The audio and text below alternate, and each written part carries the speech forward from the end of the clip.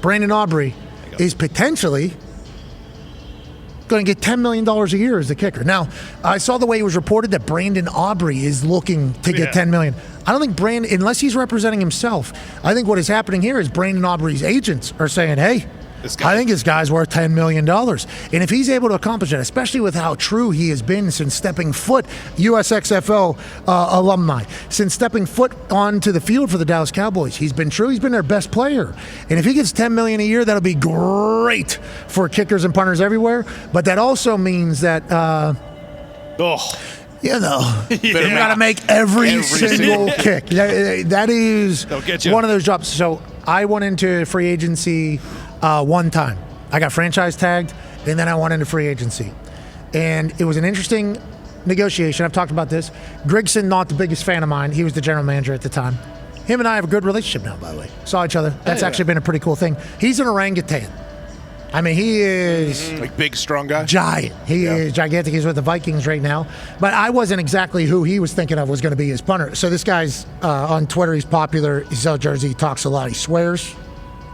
This is not what I want. It's not normal. This is not what I want my punter position to be. Now, a general manager could have came in there and said, holy hell, we got a guy who, does all this stuff. But it wasn't his vision of what a kicker and punter should be. He's offensive lineman, too. Like, hey, let's shut up. So I understand the disagreement in that entire thing. But the negotiation was not like a positive one.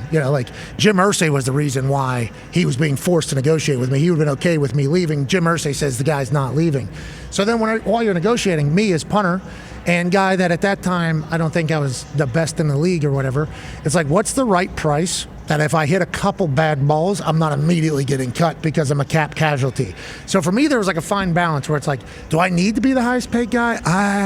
I don't think I need to be the highest paid guy. You're going to give me a couple million to do this? Yeah. Okay. Yeah, that sounds like a deal to me. And with the cap part of it, $10 million a year to a kicker, Brandon Aubrey would certainly be the guy that would be worth it. But if you have just a couple weeks where it's not good, even the most beloved kicker or punter will get waste of money. We get a wide receiver. Million, We don't have an offensive lineman. Then we can get 3 good offensive linemen with that amount of money. It's crazy how that all kind of comes into play. And if Aubrey does this, I'll be pumped for him, and I think he's the right guy for it. But anytime you get the new record-setting contract, that comes the expectations as well. I hope he pulls it off. And maybe one of these guys will be the next guy to become the next Brandon Aubrey. Yeah, I mean, if it is going to be anybody, Aubrey makes sense. You just looked at those Hembo stats and how good he has been since he has been with the Cowboys. And for someone to do this, they have to be a weapon. It's not like someone who is making 50-yarders consistent. Whatever. It has to be these guys who can make 65, 68, 60. Like, this has to be someone who is different, unique, a unicorn, so that it is a situation where, like, oh, okay, he is worth this $10 million. Even though if you make kicks, tell you what, I know a lot of coaches who don't like points. Points are very important. If you make your kicks, like I think $10 million for a kicker is, and no one's talking about salary cap's $1 billion now. Yeah, salary cap is certainly jumping, and I think it's only going to go up as they continue to add primetime games and more streaming platforms are getting into it. Obviously, remember 49.5% of the revenue from media, TV rights, and merch, I think, is what the players end up getting. So every new primetime game that gets signed, massive money comes into the leagues. It obviously is dispersed amongst 32. The new salary cap gone up in a big way. 2020, if you look at the yodely salary cap, which means I think you can kind of judge it as the health of the league.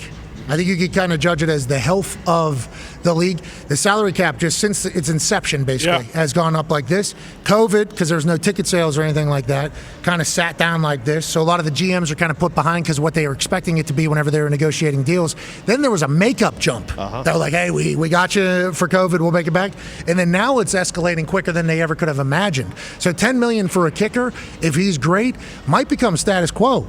Because if you don't have a guy, you don't know when you're going to be screwed. But it's normally going to be the biggest moment of the season is going to come down to it, and you're not going to have the guy, and you're going to regret not having it. And that is just kind of how it goes at those certain positions.